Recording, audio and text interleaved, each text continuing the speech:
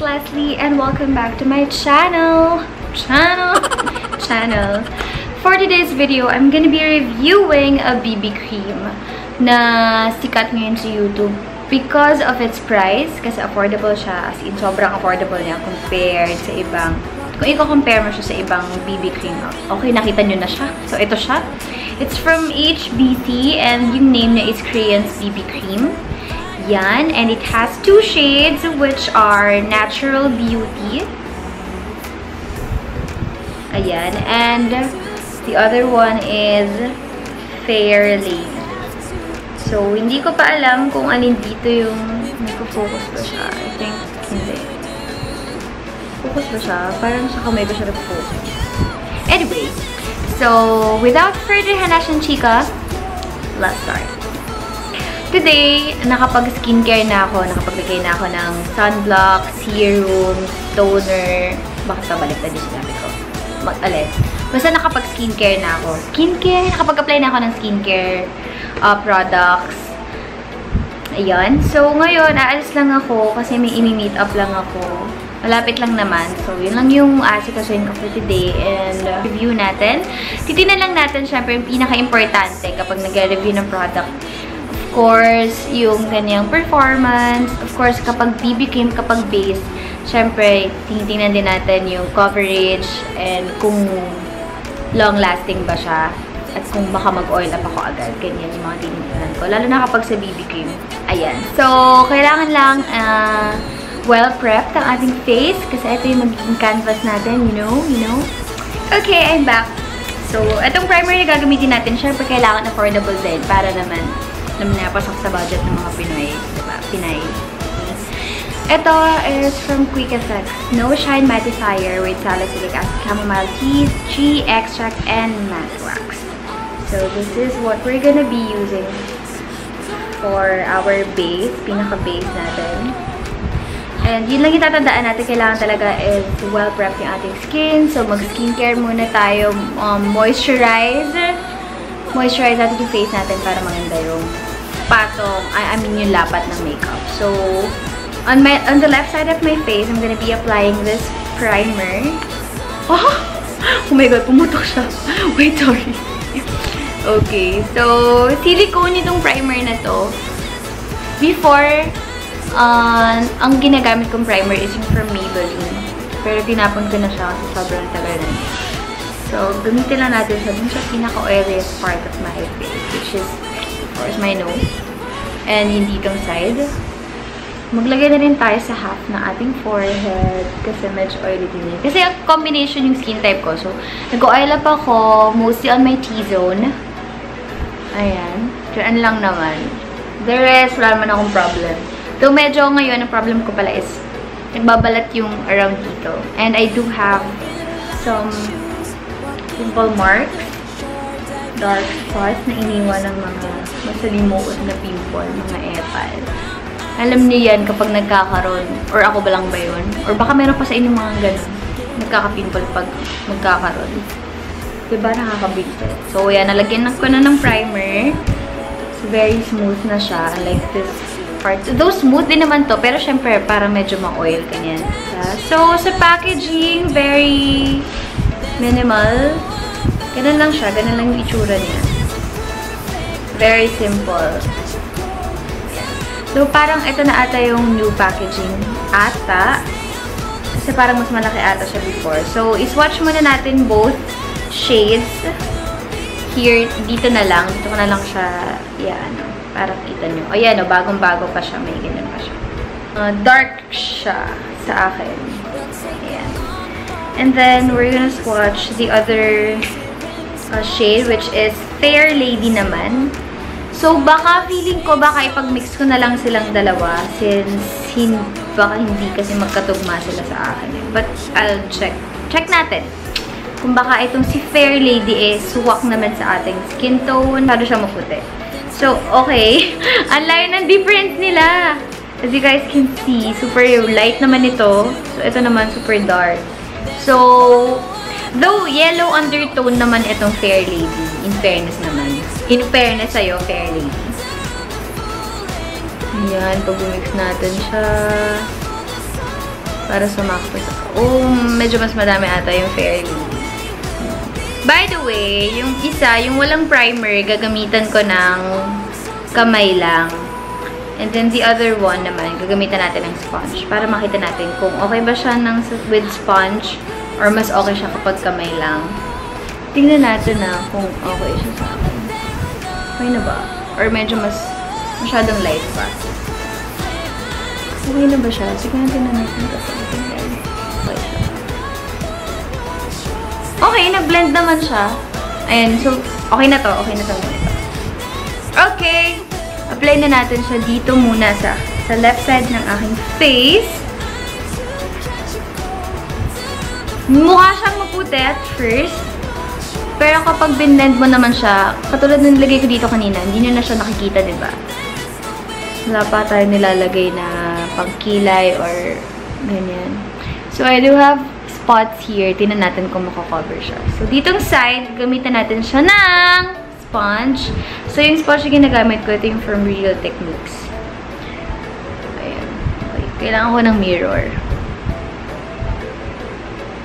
Okay. Okay naman. Madali siyang i-blend with the sponge. Siyempre. Yung pinaka-ano ko talaga kapag nagme-makeup, pinaka-okay na tool for me is sponge. Gusto ko kang bumili nung kay Miss Anna Kai na sponge. Kaso naubusan na tayo, sis. Oh my God! Ang ganda niya! Diba? Hindi siya super puti. As in, sakto lang yung pagka-mix ko. Ang ganda. Though, hindi na natakpan yung, yung pimple ko dito. Yung dry na pimple. Lagi ko na din siya sa akin. Pero ang ganda niya, in fair. Para ano siya, para nag-glow yung skin. Ganda. Ganda ka. Ayan. So, ito yung side na meron na. Ito naman yung side na wala pa. Kita niyo yun? So, ito yung side na meron. Medyo natakpan niya yung aking under eyes kasi dark talaga under eyes ko. Lagi akong puyat. Lagi ako nag-ML. Ayan. So, ito yung meron. Ito yung meron. Ito yung meron. Ito yung wala. And, I like how it looks like on my skin. Para lang siyang healthy looking. Ganyan. Though yung coverage niya, pag tinignan mo dito, hindi naman din super full. Kasi since BB cream lang naman siya, so hindi naman ako umaasa na as in sobrang full coverage niya. And mabilis siyang mag-set. Okay, nag-dry na siya. Hindi siya malagkit. Hindi din siya super matte. Saktong pagka-dry. Though yun nga, yung napansin ko, mabilis siyang mag-set sa face. Later na lang natin siya i-layer up. Dagdagan natin siya ng layer mamaya para medyo matakpan to. Try natin. So, dito naman tayo sa other side kung saan wala tayong primer. Same amount na ilalagay ko. Ito lang siya dito. Isa lang siya dito. Isa lang ba? Like so. And then, ang gagamitin ko naman is ang aking finger. Okay. Okay. Mabilis lang din naman siyang i-blend with my finger. Medyo nagbubuo-buo na lang. So, siguro okay na pag ginaganto-ganto. Pero ang ganda niya, in fairness ha. Ayan, yung binanggit ko sa inyo, meron akong dry skin dito around my nose. So, medyo na-notice siya. As in, nakita pala talaga siya. Sagwa, sagwang tingnan. Pero ako lang. Tingnan natin kung matatakpan yung bandan dito. May pimple mark tayo dyan. Medyo natakpan niya, pero kita pa din siya. Kung ipagko-compare ko yung... Alayo ko na eh, no? Kita diba? Natural lighting tayo. Wala tayong rig light or whatsoever. Tingnan nyo. Okay. Tingnan natin kung mas makakover pa ba niya yung aking mga... Yan, natakpan naman yung under eyes ko. Ayun, may tumahol. Yung dito sa may bandang chin, medyo natakpan niya, pero hindi super natakpan. Andun pa rin. Kita pa din. Ayan. Makikita niyo. And then, itong pimple na to. Hindi siya nawala. So, let's try to add another 1 layer of this. So, equal lang ulit. Equal amount. Pea size. Pea size silang dalawa. Take a long walk till we start to freeze here in small talk over the summer breeze. Out of safe songs, finding hidden caves, all the wet stones shaped by the ocean waves. It's a night to stay up late. Things we have to do can't wait. We've got catching up to do. There's a glow. Ang ganda ng finish na to. As in, sobrang nag-glow lang yung skin. Yan. So, syempre, isi-set natin siya with a loose powder. So, yung loose powder na gagamitin natin ay, grabe, ang sayang. Final powder to set everything. Siguro, balikan ko na lang kayo after kung tapusin ang aking makeup look. Ba't ako doon nakatingin? So, babalikan ko na lang kayo after kung matapos ang aking makeup look. Ayan, naset na natin ang ating face with the powder. And kung nakita niyo din kanina, ginamit ko tong Vice Aura Contour in the shade Confirm. Yun yung ginamit ko para sa aking eyeshadow. Kasi lalabas lang naman ako, so hindi ko kailangan magpakak na eyeshadow. And hindi naman talaga ako nagpapakak na eyeshadow. So, ito naman, bumili din pala ako nito, Crayons Den Cheek Blusher. Okay, yan na siya, cheek blusher. In the shade Soft Glow. So, ito yung bet ko na, then, I'm gonna use a brush. Para, okay. Baka magulat ako. Baka madami yun. So, kalat ko na naman sa kabila. Ganun lang tayo mag-blush. Ito, medyo may shimmer to eh. Napansin ko.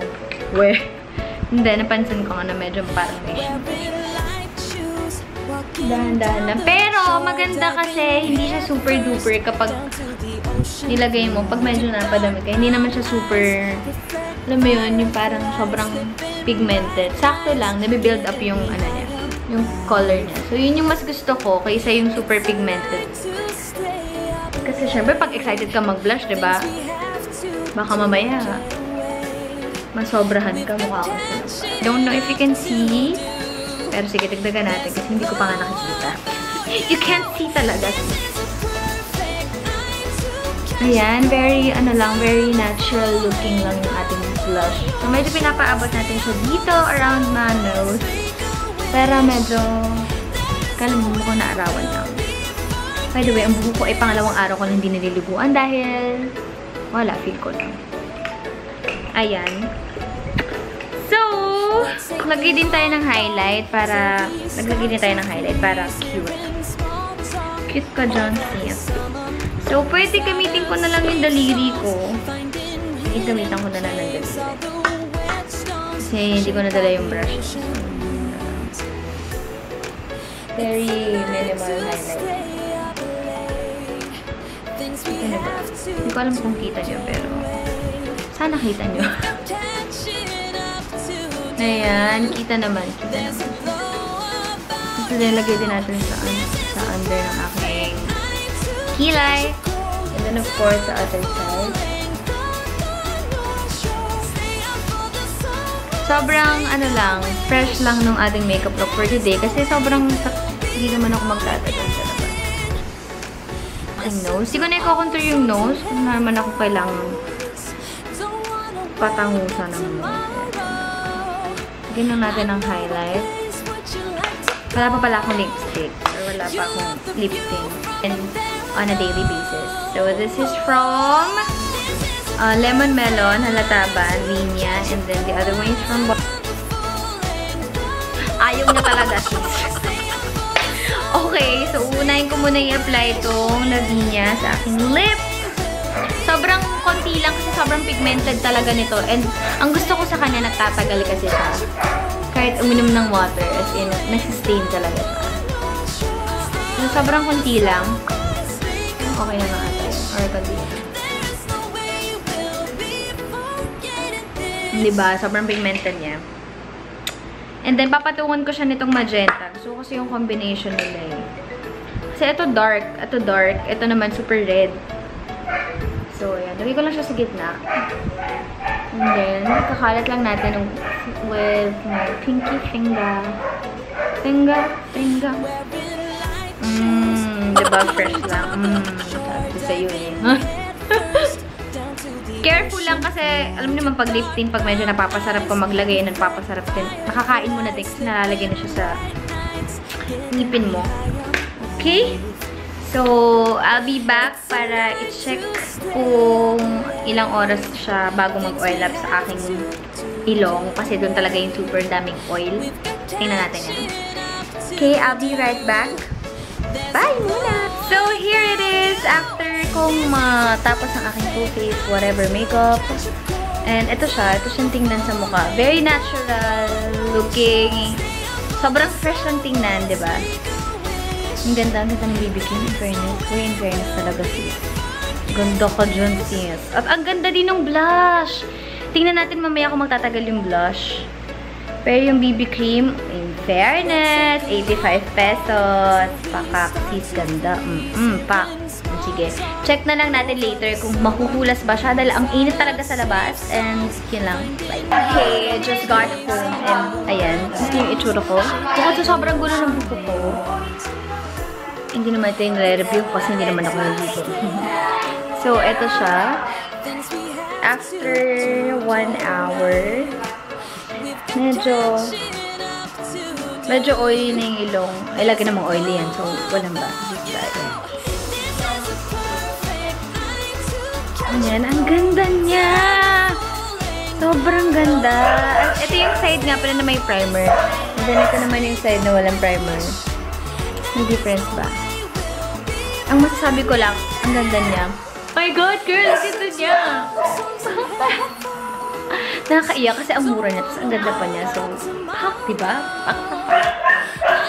So, siguro after 4 hours, i-update ko ulit kayo kung anong itsura na ng face lock natin.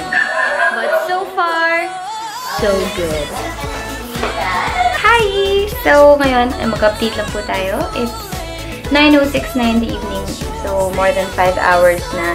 Since in-apply ko yung BB cream, sige, mag-focus kasi please na ngayon. 9:06. More than 5 hours already. Ayan. So, ito yung itsura na ating face after 5 hours. So, for me, okay pa rin naman siya. And, nag-blot na din pala ako. So, ito yung itsura ng blotting paper.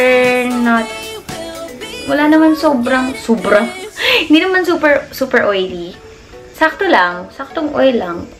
And, in fairness naman sa kanya, nagtatagal talaga siya. And I'm impressed. Kasi ang mura nitong BB cream na to is 89 pesos lang. 89 pesos. And, my God, girl, look. Ang ganda. At, andito pa rin yung blush natin and yung highlight konti. Ayan. So, hindi ako nag-retouch or whatsoever. Though, ito, niretouch ko kasi syempre kumain ako. But, yung base natin, yung blush natin, yung kung ano mang nandito sa buong mukha ko, except to, eh, wala akong ginalaw dyan. Nag-blot lang tayo. And look, okay pa rin siya, diba? So, update ko kayo. Yun na yung last and final update natin. Mamaya siguro mga 10. Ay, hindi. Mga 9:45. Kasi 3:45 ako natapos mag-makeup. So, yun na yung pang 6th hour. So, yun lang. And, see you guys later. Hi! So, this is our last and final update dito sa BB cream na suot ko ngayon, which is yung HBC Crayons BB Cream. And yung shade pala na gamit ko is parehong shade, yung Fair Lady tsaka Natural Beauty. Pinag-mix ko sila kasi hindi sakto yung kulay sa akin ng Fair Lady. Masyado maputi, masyado namang dark. Para sa aking skin tone, naman yung Natural Beauty. Ayan. So, as you can see, after 6 hours, ayan, okay pa rin siya. For me, okay pa rin siya. Right after kong binlot yung aking T-zone, as in, okay pa rin siya. Parang, alam mo yun, parang fresh pa din. Hindi siya masagwan tingnan. Though medyo merong konting minimal transfer dun sa blotting paper. Pero, as in, sobrang wala yun. Kung makikita nyo, parang okay pa rin. Diba? As in, ang ganda niya. Sobrang nagulat ako kasi sobrang mura niya. 89 pesos para sa ganitong klaseng BB cream. Like, wow, girl. Amazing. But yun, so i-rate natin sa 1 to 5. Meron tayong, sa affordability niya, syempre 5. Obvious na. Kasi sobrang mura niya. 89 pesos. Pinakamurang BB cream na alam ko. And, ayun. So, next naman is sa longevity. Para sa BB cream na hindi naman talaga, I mean, yung mga nagagamit ng BB cream before, hindi naman talaga siya super nagtatagal kahit lagyan ko pa ng primer or kahit walang primer, ganyan. Hindi talaga nagtatagal sa akin ng BB cream kasi mabilis talaga mag-oil up, lalo na yung sa my nose area. But, for me, itong BB cream na ito, bibigyan ko pa na siya ng mga 4.5. Hindi siya super duper magtatagal kasi bibig naman siya. Pero, girl, sa 6 hours na yon, as in, napakaganda pa rin ng itsura niya. Coverage is 4 kasi medium coverage. Medium coverage. And, yun, hindi nawala yung coverage sa under eyes ko. Kasi natatakpan pa rin siya hanggang ngayon. Though dito ata, medyo kita na siya. Yan, dito. Medyo kita na. Pero yung sa under eyes ko, yung kasi mas importante sa akin. So, okay pa rin siya. And then, overall performance, itong BB cream na ito, bigyan ko siya ng 4. Ayan. Ayan, may. Ay, nagre-react sa gilid. So, 4. All in all, sobrang na-impressed ako dito sa BB cream na to kasi sobrang ganda niya. Gusto kong ulit-ulitan na, hello, 89 pesos lang siya. Hello, girl. May hahanapin ka pa ba, di ba? So, ayun lang. Nagustuhan ko itong BB cream na to and probably ito na yung best BB cream for me. Ngayon, na-discover ko siya. And yun lang. Maraming salamat. Sana nagustuhan itong video na to. And kung meron po kayong mga requests, i-comment niyo yan sa baba. And syempre, don't forget to give this video a thumbs up. And subscribe din kayo sa channel ko para, alam niyo na, marami pa tayong video dyan na parating. And syempre, para mas updated kayo, i-click sila din ng bell button bisa ng subscribe button para lagi yung ma-notify pag muna ng panibagong video. Hindi lang akala ko yung pinatigil ni Mama. Kasi ang bilis ko magsalita. Ang baho! Nalagyan mo ba ito ng apple cider? Just thought, sis. Anyway, so yun lang. I hope na magkita ulit tayo sa next video ko. Yun lang. Maraming salamat. See you on my next